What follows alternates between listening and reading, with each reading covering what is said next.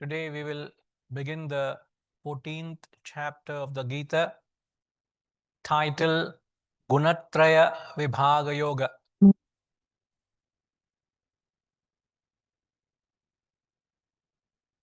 The yoga of the distinction of the three gunas. Now the chapter has got 27 verses. Okay, you do that.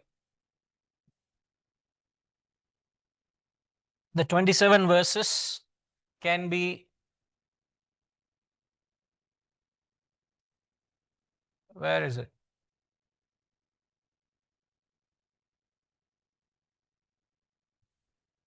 Where's Vaishnavi?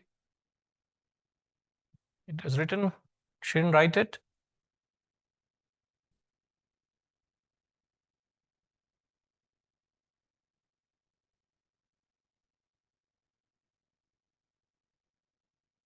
Gayatri Ma, where is the verses?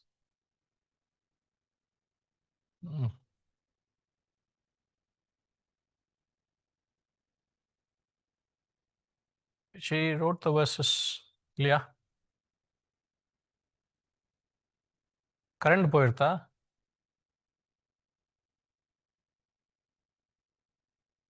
Okay. So the 14th chapter is consisting of 27 verses. The 27 verses can be categorized into 4 topics. The first topic, the first 4 verses, realizing Brahman, the sages transcend the creation and the dissolution. Realizing Brahman, the sages transcend creation and dissolution. The second topic, verses 5 to 13, he talks of the nature of sattva, rajas and tamas, and how they bind beings. Very interesting. He says how all the 3 gunas, what is their nature and how these 3 gunas bind us. Verses 5 to 13. Then third topic, 14 to 18, the consequential effects of sattva, rajas and tamas. That is 14 to 18. And the last topic, transcending the gunas, the embodied becomes Brahman.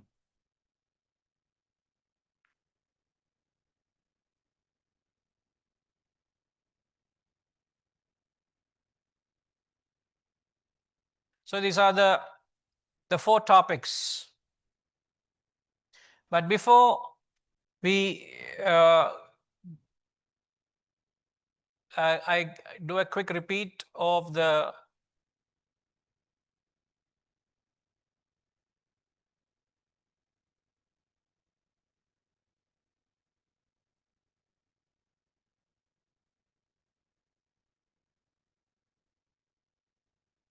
topics. The first topic, realizing Brahman, the sages transcend creation and dissolution. Second topic, the nature of sattva, rajas and tamas, how they bind beings. Verses 14 to 18. The third topic, consequential effects of sattva, rajas, tamas. And the last topic, transcending gunas, the embodied becomes Brahman.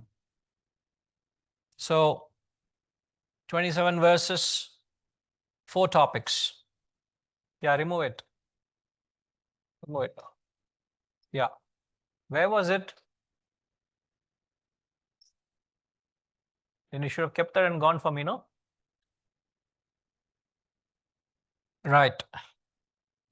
So before we get on with the text, it is important that we just understand the concept of the gunas and how everything reflects with reference to the gunas.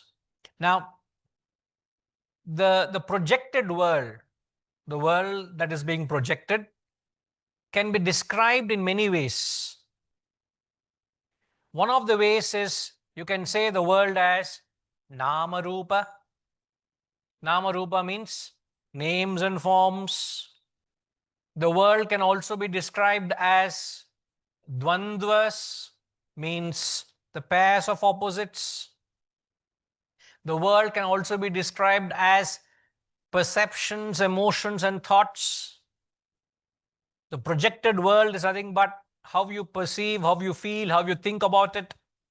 The world can also be described as Panchabhutas, the five elements. Or the world also can be described as the three gunas. So the world can be described in many ways. I repeat, you can call the world either as names and forms, pairs of opposites, perceptions, emotions, and thoughts. You can call it as the five elements, or you call it as the three gunas. And you remove all of this, there is no world. You remove the gunas, there is no world. Remove the panchabhutas, there is no world. Remove the dvandvas, there is no world. Remove the nama rupa, there is no world. So the world can be described in all these different ways, which is a very interesting thing to look at, how the world can be described. So the entire chapter describes it through the lens of three gunas, sattva, rajas, and tamas. So let's see, before I plunge into the text, let's see how the three gunas expresses through the plants, animals, and humans. Everything in life is nothing but the gunas. So these three gunas express in every expression of life. Now, firstly, point 1. Plants merely exist. When you compare that with animals, animals exist, but also conscious of their environment. Plants exist, animals exist and are conscious of their environment. But when it comes to human beings, humans exist, they're conscious of the environment, they're also conscious of themselves. The animals are not conscious of their own actions, but a human exists, is conscious of the environment, and is also conscious of the external and the internal. So you can say animals are completely extroverted, whereas humans are a possibility of being introverted as well. You will never find an animal being introverted. They don't have the equipment. They're not designed for it. Okay? You can say, second point, plants either have no perception or a very poor perception. Animals have partial perception. Human beings have full perception and have the ability to improve their perception as well. You perceive through your senses, you perceive through the mind, you perceive through your intellect. And you have the ability to enhance that ability to perceive as well, which an animal does not have.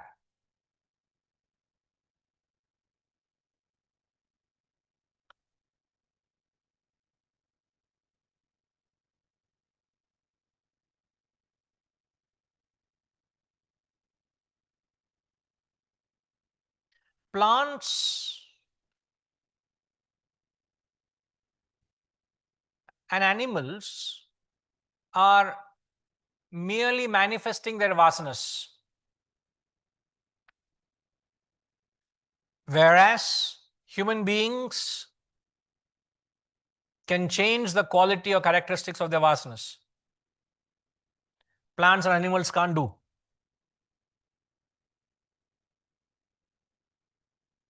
Plants, the fourth point, plants have no emotions. Animals have emotions, or animals are affected by their emotions. Human beings have emotions, and you ought not to be affected by emotions. Ought not to be affected means you should not get paralyzed due to emotions. Paragara, why don't you come to the other side? There's enough space there. Otherwise, you'll be struggling to have an eye contact.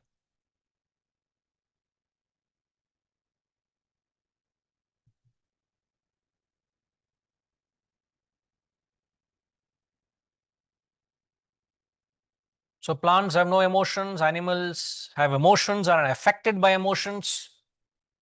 Human beings are designed to have a vast range of emotions and also not be affected by them. There's a difference. Point 5, plants have no discrimination. Animals have partial discrimination with reference to their gross intellect. A human has a fully developed gross intellect and also a subtle intellect. Means a human can discriminate within the world, a human can conceive things beyond the world as well. That is through the subtle intellect. Now we mentioned of the vasanas in the earlier point. The sixth point is plants have variety of vasanas. For example, an oak tree.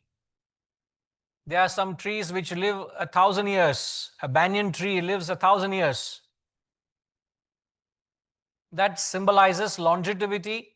That symbolizes sattva.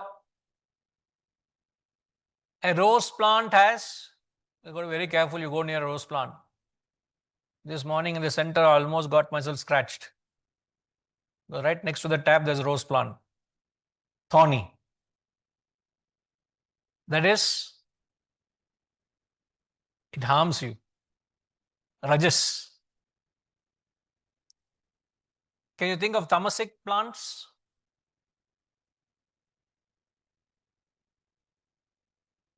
That's rajasic. Carnivorous can be rajasic.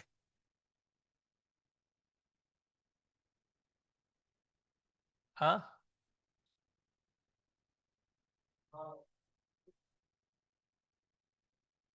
Tamasic food.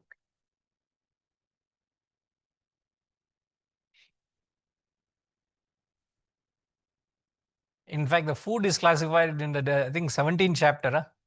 17th or 16th? ఎక్కడ వస్తున్నది? I think 17th chapter, he classifies food into various types. But broadly, I'm asking, tamasic plant can be creepers.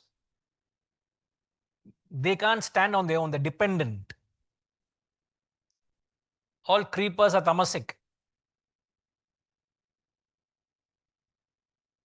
So even in the plants, you have different vasanas. I'm just giving an indication. Animals, an elephant is said to be a tamasa sattva.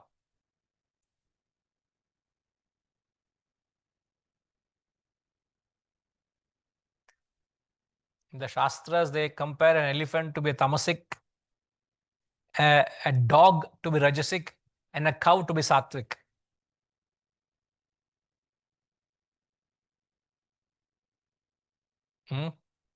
They have certain characteristics, but you can't compare all characteristics and say that. But in the Shastras, they say an elephant is tamas, a dog is rajas, and a sattva is a cow. There is no doubt of a cow, right? So plants are classified, animals classified, humans also can be classified into the three gunas. So if the sattva is very high, you become a brahmana. A brahmana is one who is endowed with vidya, knowledge, and vinaya, humility, sattva. A rajasic person is an average person who is all the time running behind something in the world, highly desired. So it's good to find out how many desires is your mind entertaining all the time. Desire for anything that you don't have, obviously, is only for things that you don't have.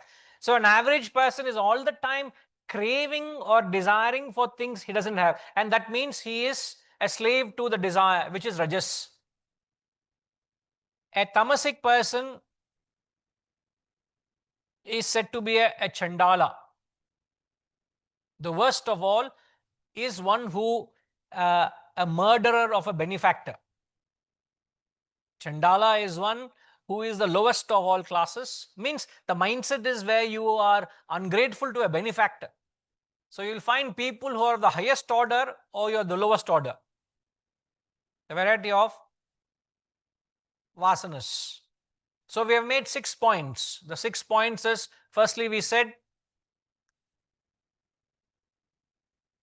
plants exist, animals are conscious of the environment. A human is conscious not only of the environment, is built to be conscious of himself and his actions. Point 1. Secondly, and then further to that we added and said animals are extroverted, they're built to be extroverted. A human being is designed to be introverted as well. Okay. The second point, plants have either no perception or a very poor perception. Animals have a partial perception. A human has full perception and can improve on it. Third point, plants and animals merely exhibit their vasanas. A human being has the capacity to change the quality of their vasanas, also increase or decrease. Fourth point, plants have no emotions, animals have emotions and are affected. A human is designed not to be affected. Fifth point, plants have no discrimination, no intellect. Animals have partial discrimination. A human being has got full discrimination in the gross intellect and also beyond. And then we give examples in the sixth point of the plants, animals, and humans. Now,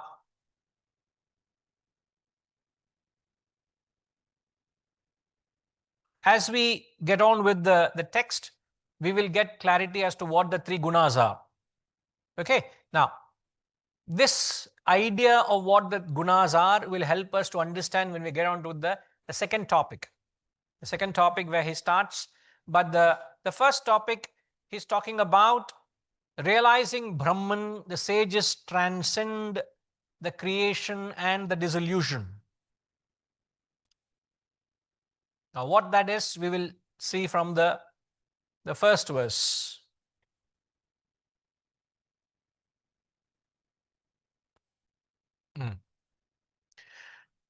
Shri Bhagavanuvacha param bhuya pravakshyami jnananam jnanamuttamam yajñātvā munaya sarve param siddhi mito gataha.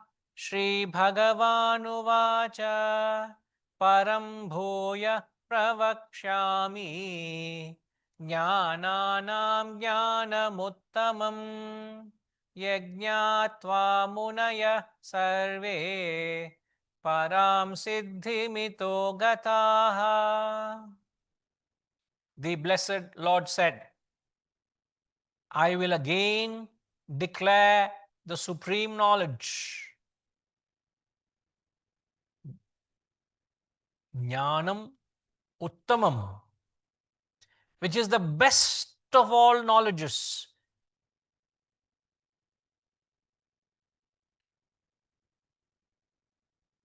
Which having known, all sages have gone from here to ultimate perfection. Jnatva, having known, Munaya, the sages have gone itaha from here to siddhim, to perfection. Now, the verse starts by saying, I will again declare. Again declare implication is, he's already said so many times. Why is he saying? If he said, why is he again saying? Because the point has not been understood. The gist has not been absorbed. You have not yet got the message. So that's the reason the Gita is a text which is said to have an inbuilt reflection in it. Because what is reflection? Reflection happens when a thought is repeated again and again from different standpoints. So the same concept we could have heard in the earlier 13 chapters in some context, but the fact that he repeats it, what is happening? Without you knowing, there is a forced reflection happening on your behalf. So without you knowing, the fact that you apply Shraddha to the mere study of the text, the thought gets repeated, and by a repetitive thought, it gets embedded. And when a thought gets embedded, it becomes wisdom. So the text has got this inbuilt reflection. Thanks to the Lord, he keeps repeating it again and again. Jnanam uttamam. Paramam. Two words he uses. It is the supreme, it is the best. So this is the best of knowledge, sir. To a person who is seeking knowledge, he says this is the best of all knowledge.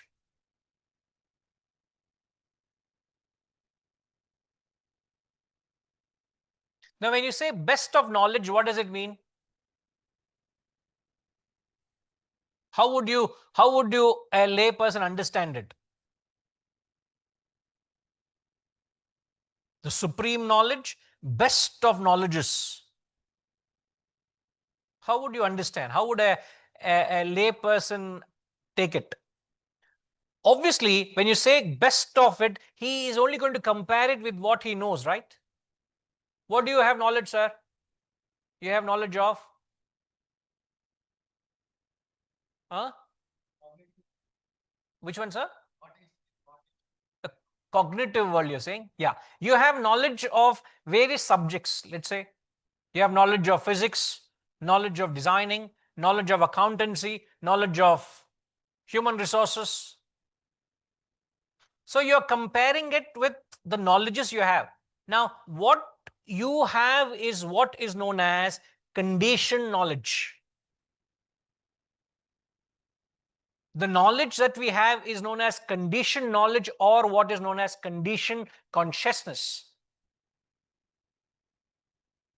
It's a, you may have to get to acquaint yourself with this term. What knowledge you have is knowledge of something, isn't it, sir? You have knowledge of X, knowledge of Y. This is known as conditioned knowledge. But you can't put knowledge of Brahman in the same category of knowledge of chemistry, knowledge of biology, knowledge of IT, knowledge of etc. You can't put this. So knowledge of Brahman is known as, it is known as the unconditioned consciousness. It is the unconditioned knowledge. So knowledge of physics, any other knowledge is conditioned knowledge, but whereas knowledge of Atman is unconditioned knowledge. It's difficult to understand.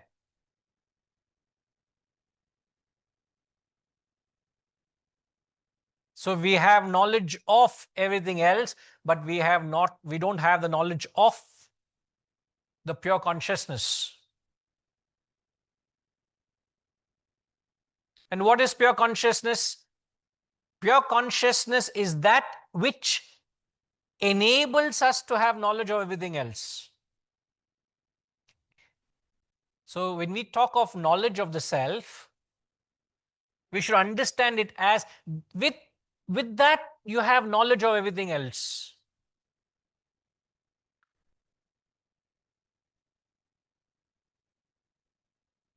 It's like we have knowledge of, you know what you know, Panigraji? You would know what you know, right? You also know what you don't know, right? How is it that you know? Okay, if I ask you, we use this kind of, may sound stupid, may sound silly, but it answers the point. Do you know my name? You know my name. Do you know my grandfather's name? So you say you know my name. In the same breath, you say you don't know my grandfather's name.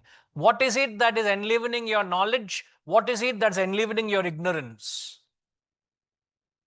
You're aware of something, isn't it? You're aware of what you know. At the same time, you're also aware of what you don't know also. So when the Shastras talk of knowledge, they are talking of that awareness, not the bookish knowledge that you pick up in a classroom like this. It's not mere erudition, it's not mere words, it's not concepts. And that knowledge is the best of all knowledges. It is the supremost of all knowledge. It's not something you know of. It's not words. It's not degrees. It's not certificates. It is that awareness. It is that unconditioned consciousness. So when he says, I will declare the supreme knowledge, he is giving you the knowledge of that Atma Vidya, the knowledge of Atman. It is not a conditioned knowledge. It is that pure consciousness.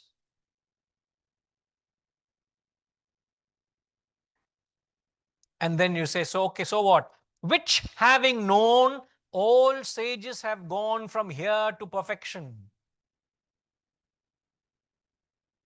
From here to Param Siddhim. Param Siddhim means ultimate perfection. Iha. Iha is here. What is the state we are in here now? Suresh, if you had to describe, when you say we go from shore of mortality to shore of immortality. In fact, in Bhajgovindam, I think he uses this. They use the knowledge to be like a raft. It takes you from one shore to the other, from one point to another. So with this knowledge, it takes you from here to ultimate perfection. So how would you describe Iha here? How would you describe?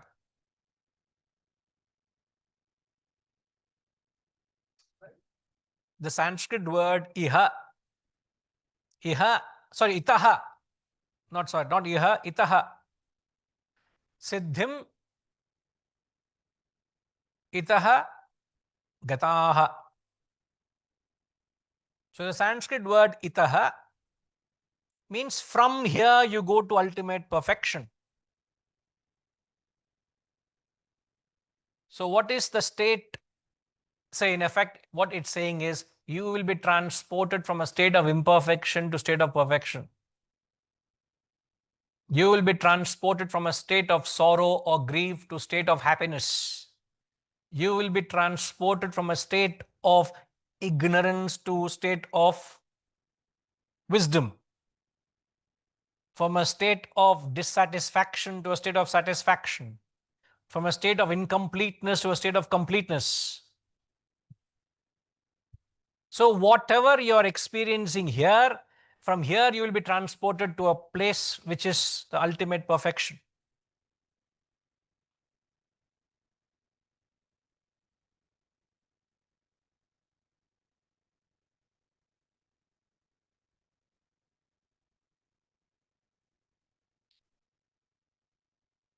I remember of a person who said, very successful person, the gist of it he said is, I feel a sense of discomfort in all my comfort.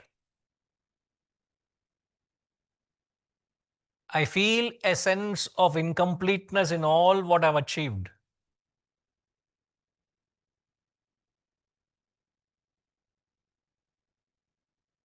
So itaha, as a thumb rule, as a law, everybody is going through that state of discomfort. I'm making a sweeping statement. That gentleman said, I am feeling or experiencing a sense of discomfort in all the comfort I'm in. Very successful businessman. I remember many years ago he said this. I am feeling a sense of discomfort in all my comfort. Now, as a rule, I'm saying every one of us is going through this state of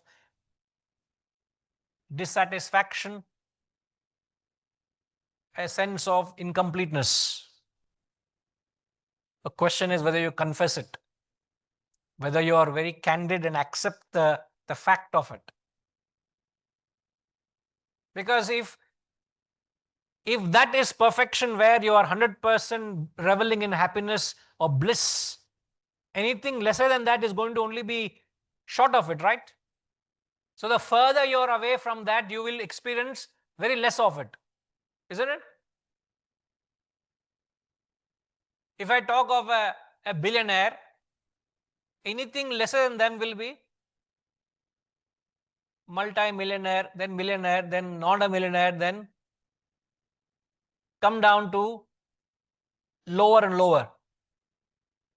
So the further you are away from perfection, you will have to experience the opposite. So as a law, everybody experiences a sense of incompleteness, a sense of imperfection, a sense of discomfort. Now my question is, why? Why is it that everybody experiences a sense of discomfort?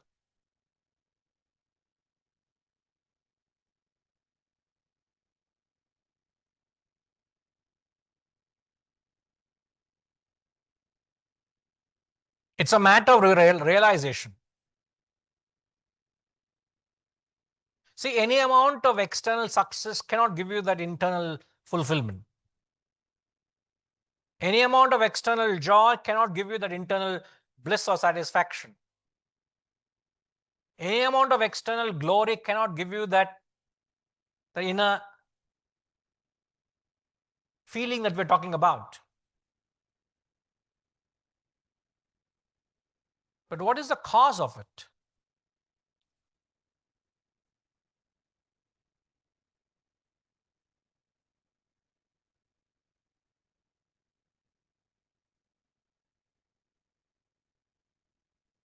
Any idea?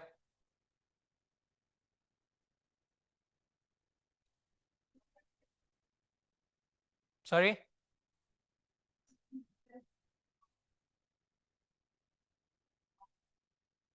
No, is everybody seeking the self? You may philosophically say they are seeking the self, but they are not. If they're seeking the self, then you must get what you're seeking, right? Then why is everybody experiencing this sense of a void in their lives? If I'm running behind success, I'll get success. In spite of the success I have, that's what the gentleman said, I feel a sense of discomfort in all my comfort. I've achieved so much, yet I feel there is a sense of vacuum within me. See, philosophically say that everybody is seeking the self, but if everybody is seeking the self, you must exhibit that trait. You must exhibit that quality. But the experiences are contrary to what the ultimate perfection is. That sense of incompleteness is a symptom of the hidden potential for the infinite. Because you are a quintessence of the divine. So there is a hidden potential for you to attain the infinite. And therefore, whatever you achieve in the terrestrial world being finite leaves you with a sense of inadequacy. So that inadequacy is a symptom of the yearning for the infinite, which is hidden, which is in potential form. The potential is there, but Yes. the realization is not there. That is why it's a symptom. That inadequacy is a symptom. So the person has to understand the symptom, go to the cause, then he will be on the path. Fair enough.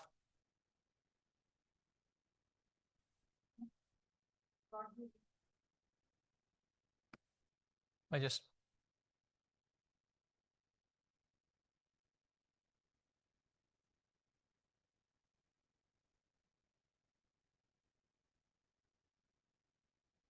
So the incompleteness is because everything that we get or we think is we're successful or we are complete, it's very short-lived, right?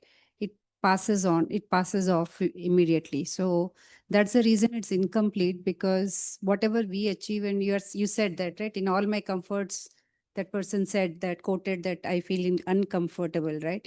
It's because that is a short-lived comfort. It is momentary, or it lives only shorter period, and then you have another thing that is coming in. So that's the reason for incompleteness, because that's not the ultimate thing that you're looking for, consciously or unconsciously.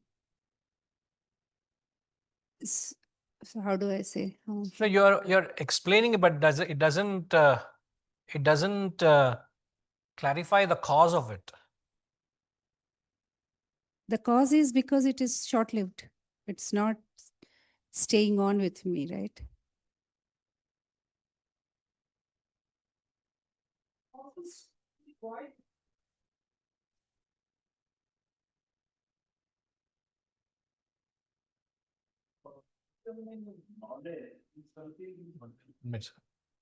We'll come to you.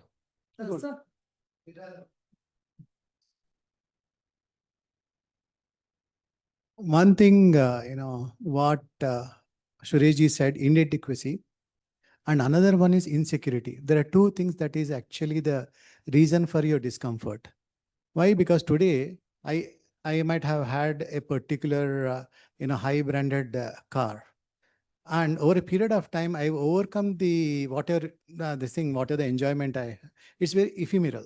Then I feel like buying a bigger car, then bigger, and also that is one way, that is inadequacy. I always go for higher pleasures, higher comforts. That is from my side, that is inadequacy. Oh. And insecurity is what I have actually achieved, and all things, they can be lost also. Somebody can rob me of. If you are going for the higher vidya, higher knowledge, nobody can rob you. There's nothing to lose from it. You can only spread the higher vidya. So that is the highest comfort, whereas what all the materialistic gains you are getting is only discomfort. So there are two reasons. For me, the root cause analysis is only inadequacy and insecurity of what all you have achieved. That is going to give you discomfort. In fact, if I were to say the inadequacy and insecurity are symptoms of a disease, you are eloquently describing the symptoms. My question is, what is the cause of that experiencing of incompleteness? What is the root cause of it? Get hold of the mic, sir, please.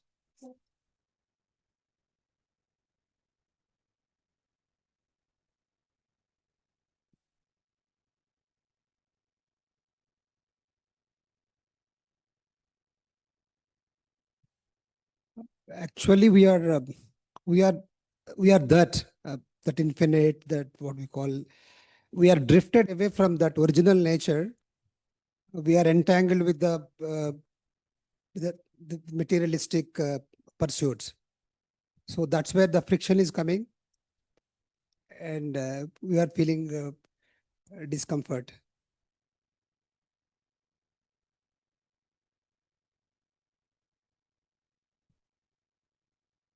So you are blaming what are we blaming now? What are you trying to blame? I'm saying that because we have fallen so low from that our real nature. We have drifted away, certainly. Yeah. So we have assuming ourselves to the very low level, and that is causing that is the root cause of discomfort. Whatever we achieve, we are not fully feeling the completeness. Any amount of it, any amount of the external can never give you that internal feeling. Correct. External cannot fill you internally. In fact, the extremity of it, these great Mahatmas had nothing of the external, but they were glowing internally. That is just a magnification to a point of fault. They could have had the bare minimum, and yet they were reveling in peace and happiness. So the point to prove is any amount of, but you can't blame the possession of the external world. So the root cause is, we can't blame the world for it. It's not the possession or dispossession of the world, please. You also quantified it, qualified it. But what is the cause of this feeling of void or incompleteness? People are trying to believe that the incompleteness can be fulfilled by external acquisition. It cannot.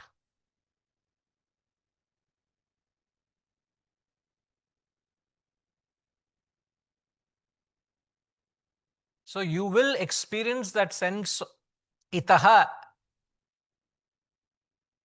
from here, from a stand. So what we are experiencing here is a sense of incompleteness, a sense of imperfection, a sense of void.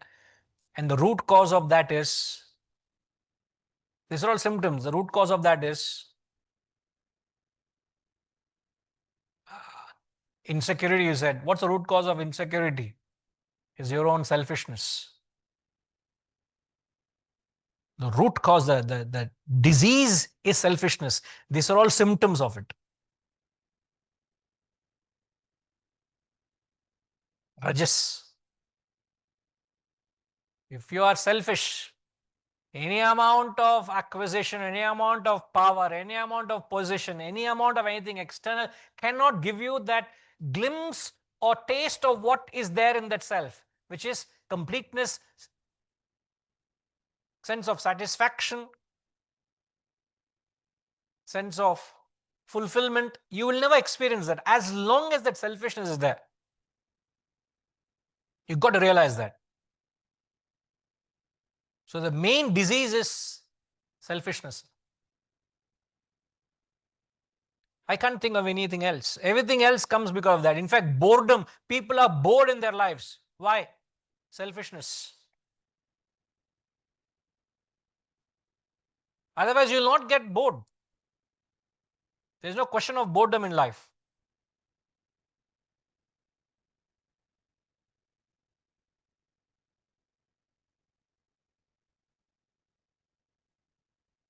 Ramji?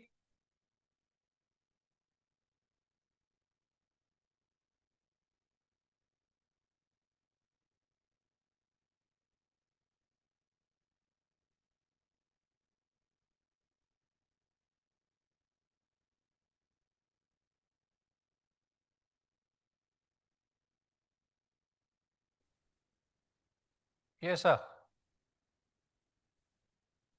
Rayam, sir.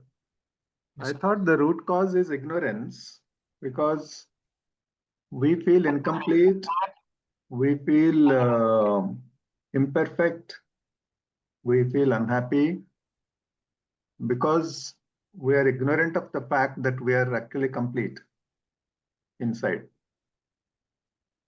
The Purnam that we talk about is inside us. And if we don't know that, then you become incomplete. You always feel incomplete. I mean, what you said, the selfishness, also I feel is a symptom. I think selfishness is a symptom of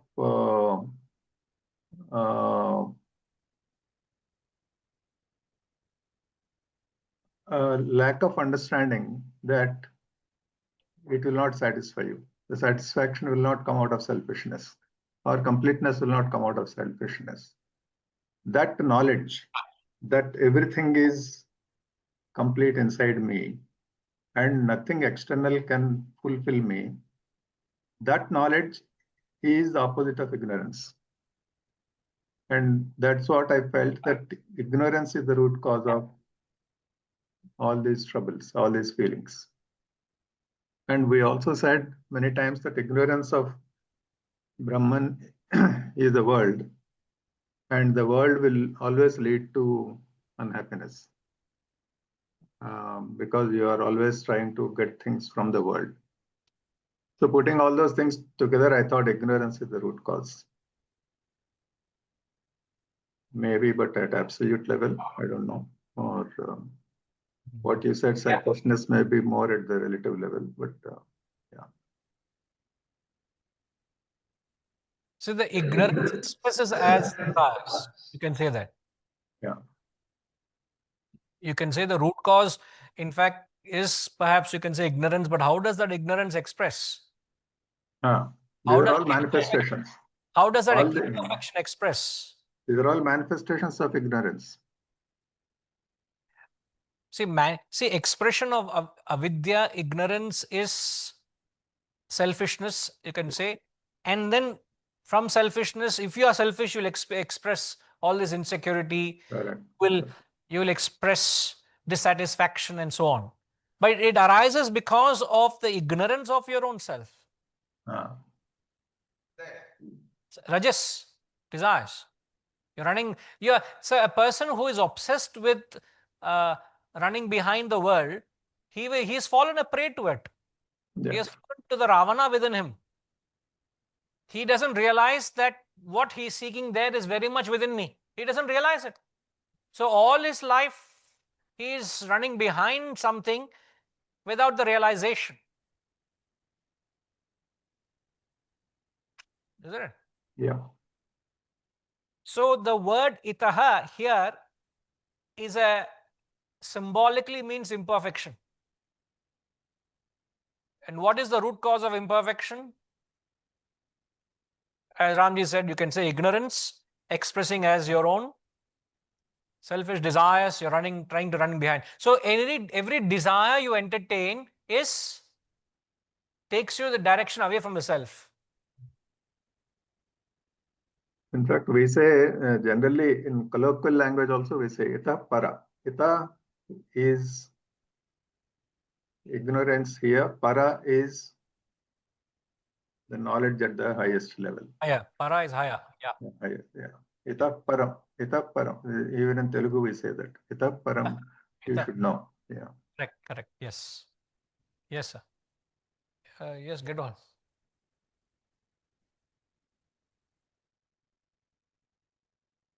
It can also result, you can identify, the individual himself identifies when he realizes the futility of the whole thing. For example, there is a Hollywood comedian called... If I can say, but when would you realize the futility? I'm coming to that. This Hollywood comedian called Jim Carrey, he says, I want every person in the world to become as rich as he wants. I want every person in the world to become as famous as he wants. I want every person in the world to realize every dream of his. Because after these three things are achieved, this person will understand this is not the answer. This is what Palkiwala called the obsolescence of the materialistic civilization. When you realize the futility of the whole thing, this is not the answer. When you're fed up with the riches, when you're fed up with the fame, but then therefore you start, what is that higher? What is that higher? But then would you get to that point having devoured your whole life pursuing something? Absolutely. For Ramana, it happened at 16. For somebody else, it may happen after 3 or 4 births. So the process is on. So that realization of futility is the awakening of the knowledge. Absolutely. So knowledge is that awakening to the realization of its futility. All these external, what the terrestrial world can give me, the riches, the fame, the realization of my dreams, and then the futility of it all. That's when the journey begins, sir. That's when the journey begins. Sorry? Aurangzeb. All futile. True.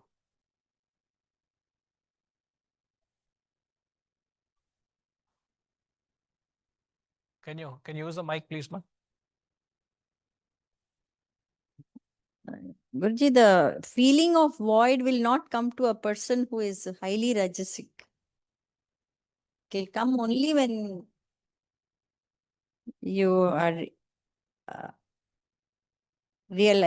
on the path, or No, can you come again? The earlier statement, the feeling of void will not come to a rajasic person who is in the worldly. What is feeling of void? Something that Is missing. Missing. That is very much felt by a rajasic person, no? That's the reason he's running behind. A sattvic person will not feel a void. He feels a sense of paripurna. A rajasic person feels that thirst within and he's running behind the world, no? Yes. That's why I thought that sentence was to be. Incompleteness, probably. Sorry, would you? Incompleteness, probably void. Are you? Yeah, the incomplete, he won't feel that. He actually feels the incompleteness, no? He will not seek the higher. A rajasic person will feel the sense of incompleteness, will feel the sense of void. He'll feel that that urge to get more and more. But a sattvic person will feel a sense of Paripurna. There is no more void in him. You don't feel insecure. See, the real, I tell you, in what blessings I've received from this knowledge is one thing I can say, that security.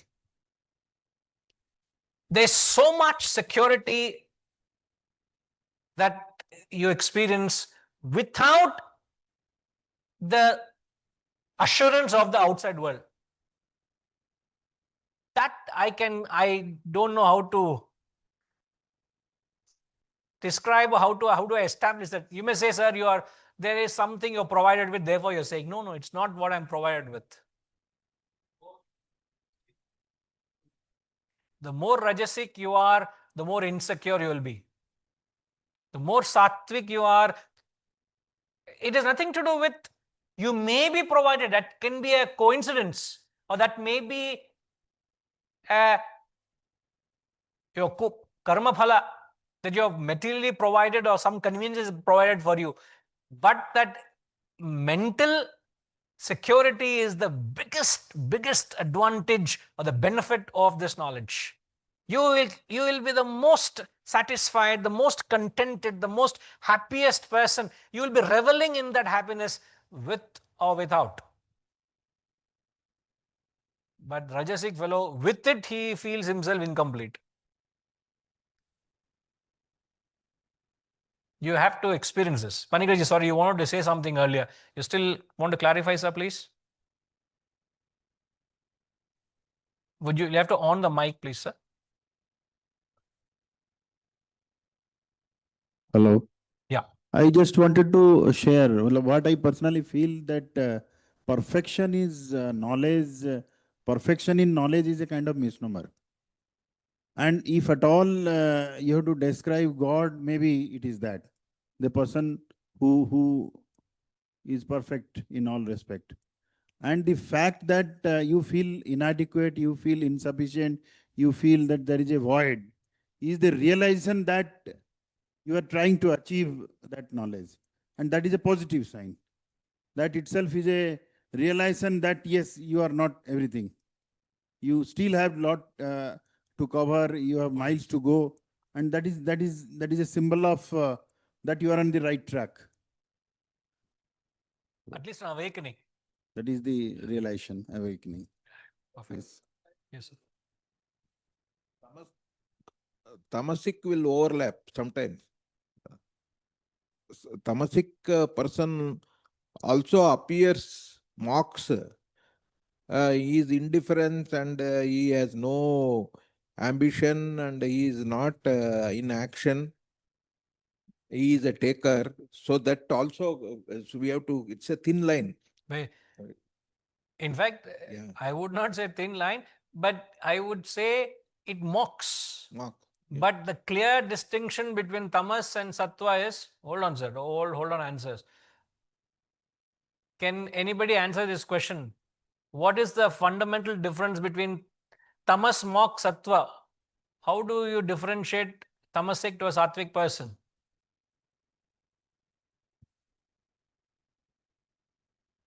Haresh, can I ask you this question?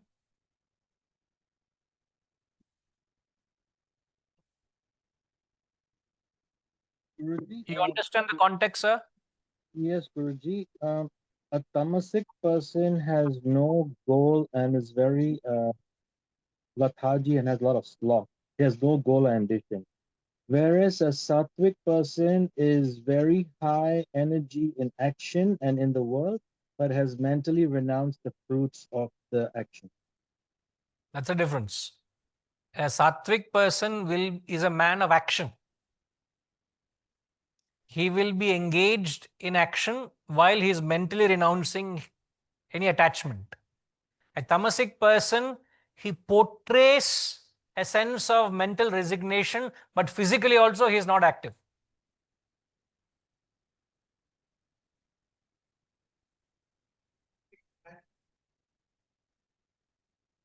Satvik is a giver. A tamasic person is a taker, a sattvic person is a giver. You can certainly add that. Perfect. Perfect, Harish. Yes. So you want to say something? Sir, in this whole discussion, what reminds me is our invocatory sloka, which we might have recited 1,000 times. Purnamada, Purnamidam. Okay. And we are stuck only at the two phrases. And once you don't understand Purnamadaya, Purnamudachyate, then there's a huge gap, and that is giving rise to all our ignorance. And we might have recited so many times, but we never experienced it, or we never realized what's the true of it. Yeah. Very true. Very true. Yes, Hina. Yes, please. Yeah, I saw them. Yeah. Guruji, Pranam. Namaskar. Yes, ma'am. I wanted to ask, I'm quite relatively new to this platform. So earlier Ramji was saying ignorance is selfish. So when you have come to a point there is no satisfaction in the worldly desires, you aim for knowledge because you're ignorant. Like I'm ignorant of this Vedanta knowledge.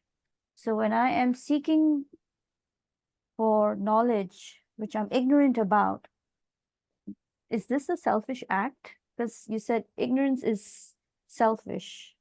No. Let me clarify that. I don't think that was implied. See, all the problem of what we are caught up in arises out of ignorance of your own self. See, when you don't know the real wealth, the real happiness is within me, that is when the external pursuit starts. So the ignorance of your fullness expresses as a feeling of incompleteness. Let me spell it out. This is the how the thought flow happens.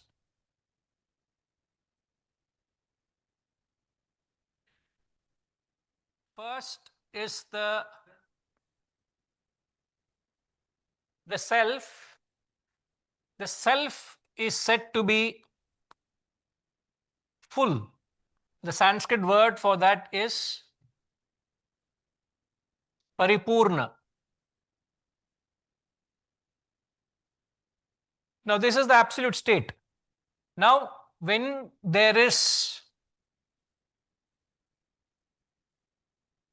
ignorance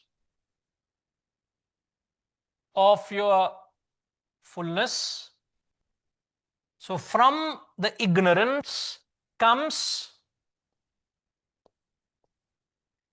I would say, thoughts, and then comes desires. And desires always imply an element of selfishness. Obviously, then what follows are the actions driven by desires. So when we said, why does one experience a sense of, what was the question earlier, Srinivas? Why does one experience a sense of an incompleteness, a sense of unfulfillment? We said the reason is desires. Ramji said ignorance. So you just have to understand the hierarchy, how it evolved, how this concept evolves. So your ignorance of yourself expresses as your selfish pursuits in life. So ignorantly you believe that that pursuit would get what you want, which is peace and happiness. But you will not get it. The more selfish you are, the more insecure you will be. You got to be looking or create opportunities. What can I do to the world? Rather than thinking, what can I grab from the world? The thought of taking from the world must give that sense of revulsiveness. If you are comfortable receiving, something is not right. So you should be uncomfortable receiving from the world. That's what the famous words of Christ, the last words of Christ on his deathbed. His students went up to Christ on his deathbed and asked, what are your parting message? And he said to his students, was it Christ or Buddha, no? Buddha, I think it's Buddha.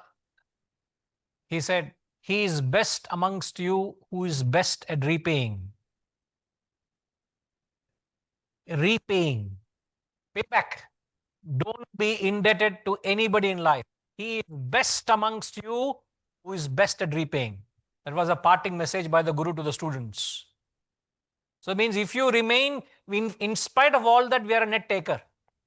So how do you arrest that quality? The only way you can arrest it is by creating opportunities to be a giver. Or rather, readiness to give. Am I ready to give? Am I a giver? That's that paradigm shift, if you bring, that will arrest the symptoms of insecurity, incompleteness. Then you will go backwards in the ladder. Does that clarify? Yeah, so if there's a point in the self of having that statement that you said about that rich millionaire, that the feeling of discomfort isn't all the comfort I have, means the incompleteness is when they have fulfilled, like, he's got the self has got money and it's fulfill all the desires. There is a shift in self of the consciousness to achieve higher in your own growth, and you start attaining knowledge, like say Vedanta, which you can turn into wisdom, and then you can practice from all your guna qualities and slowly shift from tamas, rajas, and sattvic. Am I understanding that correctly? Yeah. Yes. Okay. Thank you. Yeah, most welcome. Yeah, Shivaji. Seeking fulfillment from the outside world by getting things, whatever you want, all those things. It's like you want to satisfy the fire. It is going to go on consuming. There's no end. You can go on consuming. It's not going to be satisfied. The thirst and and unless you curtail that aspect, that is your desire and thirst, this end will never get satisfied. Fire, how much ever you put, it's going to swallow. So you're desiring that, thinking that anything outside world is going to satisfy me is equivalent to that. There's no way you're going to be satisfied. It's like saying that as long as you cover the distance, that is your land. And the man ended up dying because he walked all the way. There is no way, it is not going to help. So that fire in us, which unless until that fire is that the shift, if it happens from Rajasic to Sattvic, that fire will definitely be switched off. Till that time, yes, we are going to only keep running. Only this will satisfy me, this will satisfy me. It go on adding only to the fire. Endless desires. Absolutely. The Shastras talk of, compare the mind to fire. It keeps consuming. Thanks. Yes, Shivaji. You know, I would say that the sadhana is to checkmate whenever the mind says something. Can I checkmate it? The moment you give in to the mind, you fall a prey to the desire. The mind is the seed of desires. And whenever the mind entertains a desire, can I checkmate it? Do I have the strength to say no to it? The moment you show any amount of weakness, the mind will overpower you. So it will overtake you. So you should give no sign of weakness to the mind. So every chance the mind says it, checkmate it and say no to it first. At least it should know there is an opposition, there is something opposing it and saying, no, I will not heed to you. The 40th verse, chapter 2, the role of the intellect is highlighted. Every time a desire sprouts, in verse 40, 41 of chapter 2, every time the desire sprouts, subject it to the rigors of discrimination of the intellect and let the intellect decide whether you proceed or not. 41. Yeah.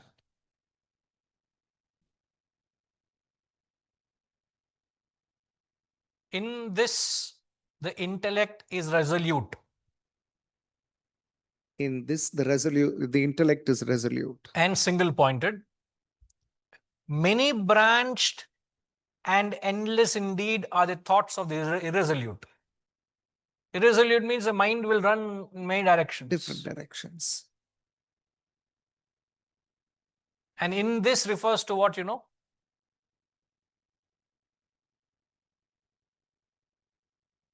The 40th verse, he talks of Karma Yoga. What is Karma Yoga? The yoga of action. What is that?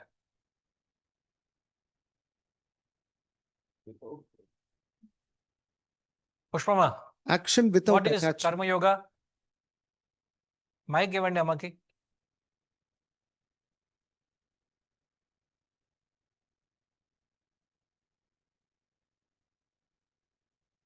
Performing good things useful for the society.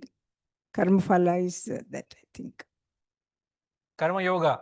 Karma yoga. Ah. Without expecting the phala. Without expecting the phala. What is the difference between this action and Karma Yoga? This action is gunas. No. This action, we're talking of selfish action. What is the difference between selfish action and Karma Yoga? Karma yoga, this 3 gunas everybody will have. No, don't talk of 3 gunas. So, No, don't talk of 3 gunas. So, what is the difference between selfish action and Karma Yoga? Selfish action is different. Karma yoga, no selfishness. In Karma yoga, there is no selfishness. In Karma Yoga, there is a higher purpose. There is a goal. There is a purpose which you said you are trying to do a good to the society or the world. So when he talks in this, refers to what he said in the 40th verse. Since you referred to 2nd chapter, I'm giving 2nd chapter. In this, he refers to Karma Yoga. When you are when you're performing Karma Yoga, what is it? There is a goal.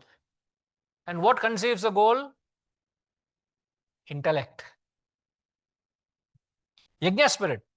Yajna spirit, the spirit of sacrifice, a cause and a goal, intellect. That is exactly the opposite of irresolute. Thoughts are running all over. You're running behind the mind, desires. So he gives a definition of the mind and intellect in the 41st verse of chapter 2.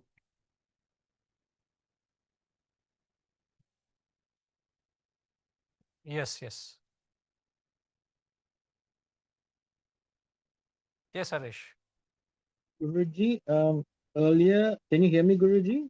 Yes, please. Yeah. You mentioned earlier that we must find a way to give the world.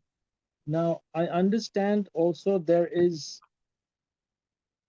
intelligent giving and foolish giving because we have so many transactions with people in the world on a daily basis. How do we discern or fine tune what is considered foolish giving and rightful giving to the world? Because we as people may misunderstand that by giving we'll just give blindly and foolishly and unintelligent. So where do we draw the lines of how do we know where the fine lines are between the intelligence and the foolishness of giving?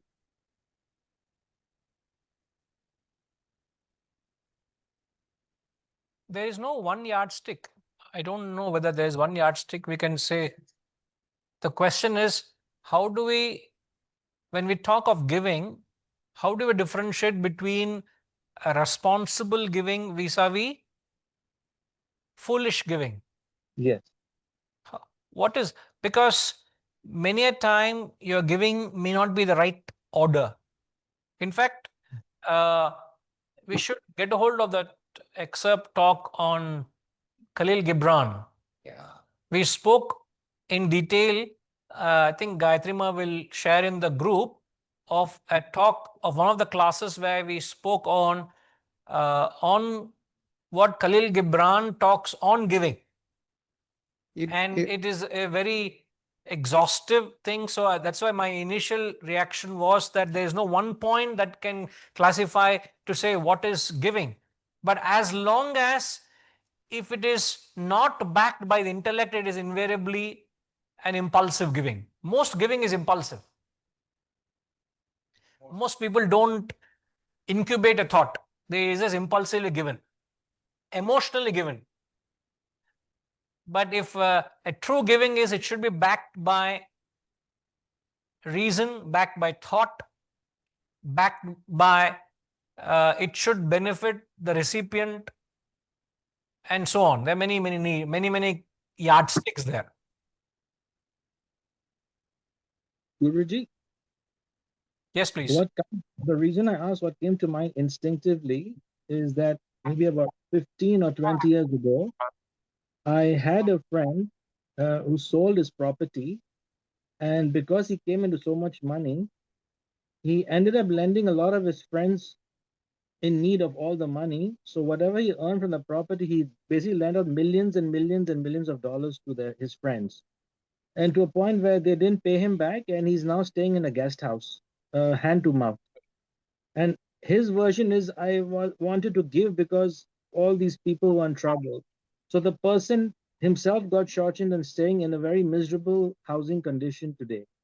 So that's why I wanted to understand the fine print. Thank you for the Khalil Gibran sharing later. Hence, I wanted to ask this question to understand the fine line between it. I am certain when you refer to that excerpt, it should throw enough light to the context you are referring to.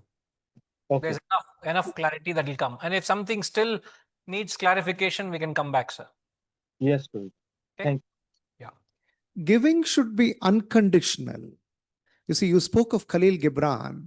Khalil Gibran says, you say you will give, but only to the deserving. The trees in your orchard say not so, nor do the flocks in your pastures. They give that they might live, for to withhold is to perish. You give one. In fact, there was a famous golfer, he won so many tournaments. One evening he was sitting relaxing and a lady came and she said, I'm in dire straits. I have a terrible ailment. I need so much money, because I need money for this kind of a treatment. He immediately took out a checkbook, wrote a check and gave it to her. A week passed. Again, he was sitting there after another tournament and a friend came and said, you know what? Last week you gave money to that lady. She was a phony. She doesn't suffer from any disease. Then man said, oh, that lady doesn't suffer from any disease? That's so great. This is the best news I've heard in the last 1 week. Unconditional, where the other is irrelevant. That becomes compassion, the unconditional flowering of love.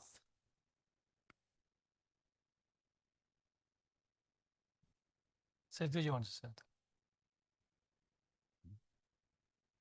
Yes, please. Because when we too much we focus on deserving, what happens? We postpone giving. Because giving is something, we are all mortals. So giving, the very fact you give, you postpone by you sleep overnight, you won't give. Sometimes we think it is going to the undeserving. He will face the consequence. At least you have decided to give. Say it's very difficult to, then you have to appoint a committee, team of people, go do the cross-checking and all. By the time you will die. And it will be taken over by your inheritors. Or they will be, your kith and kin will be fighting over it. In fact, Khalil Gibran says, I've got that excerpt in this context. Let me see if I can get a hold of that. No. I don't think I have that. Guruji, I have the document, shall I? Yeah, where is it? Okay, she shared that the document on Khalil Gibran in the chat box. Please keep it as a most precious document in your phones. Because your phone is more precious. Don't print out and keep in the file somewhere. Huh? Can you expand on it, please?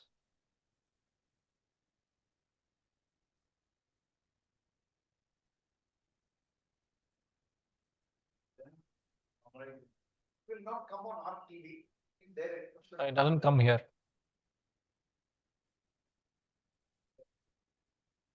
Gayatrima, at the right corner, to your right down. Come down to your right. There is this percentage. To your right of the screen, you're seeing left. Yeah, there, yeah, correct. Can you reduce a little more? Reduce it. 1 second.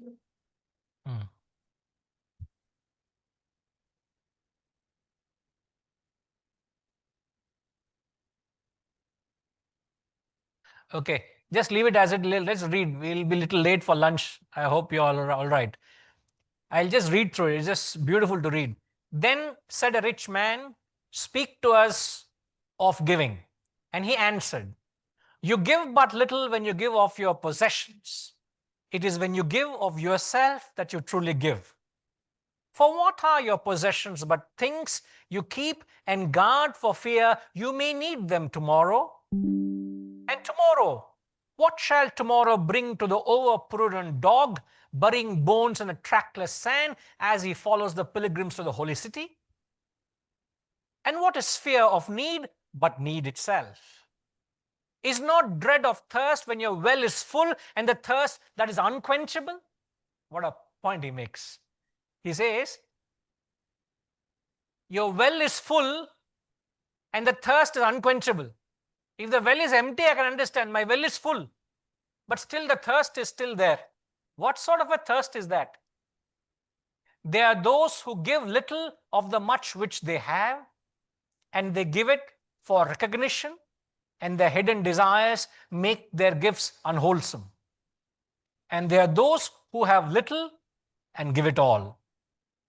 These are the believers in life and the bounty of life, and their coffer is never empty. They are those who give with joy, and the joy is their reward. And they are those who give with pain, and that pain is their baptism. And they are those who give and know not the pain in giving, nor do they seek joy, nor give with mindfulness of virtue. They give as in the yonder valley the myrtle breathes its fragrance into space.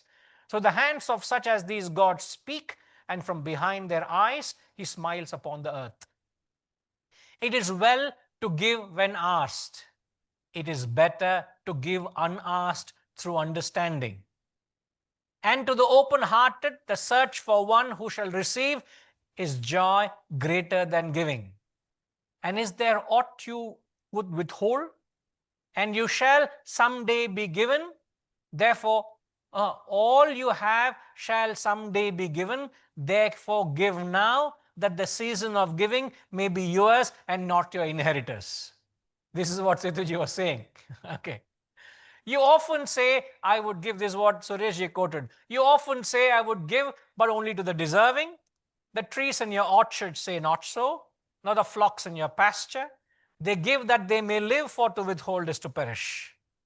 Surely he who is worthy to receive his days and his nights is worthy of all else from you.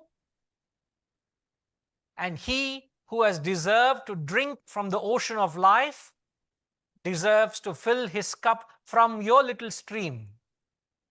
And what desert greater there shall be than that which lies in the courage and the confidence, nay, the charity or receiving? And who are you that men should render their bosom and unveil their pride, that you may see their worth naked and their pride unabashed? See first that you yourself deserve to be a giver and an instrument of giving. For in truth, it is life that gives unto life, while you who deem yourself a giver are but a witness. And you receivers, and you're all receivers, assume no weight of gratitude, lest you lay a yoke upon yourself and upon him who gives. Rather, rise together with the giver on his gifts as on wings. For to be over-mindful of your debt is to doubt his generosity, who has the free-hearted earth for mother and the God for father. It's a scripture by itself. I just ran through it.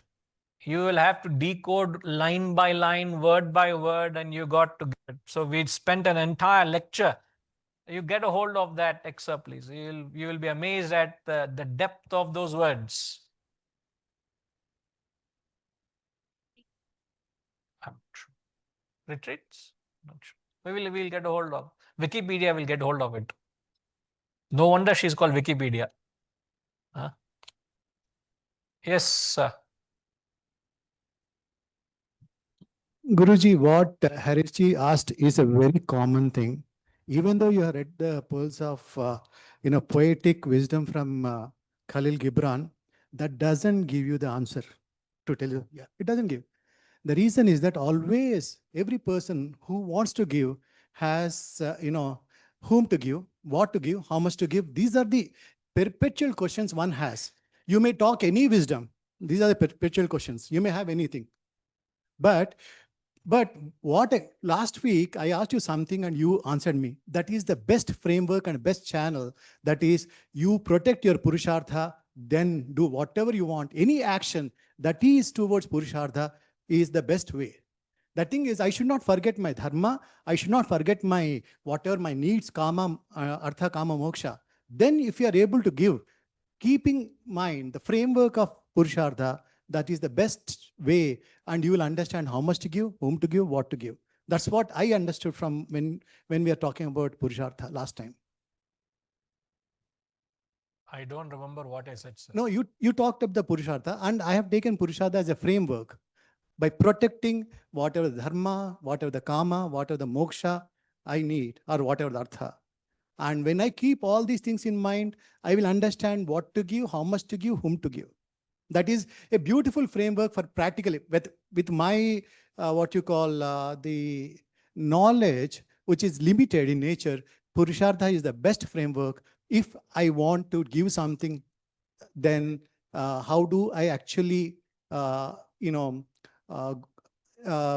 reason them out? That's what I always felt.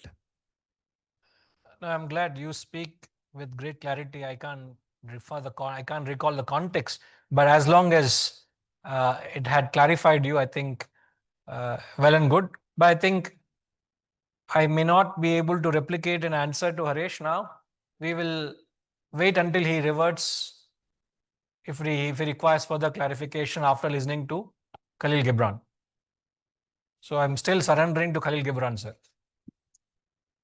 Thank you. The earlier chapter had listed out all other deserving people to be given. Oh, is it?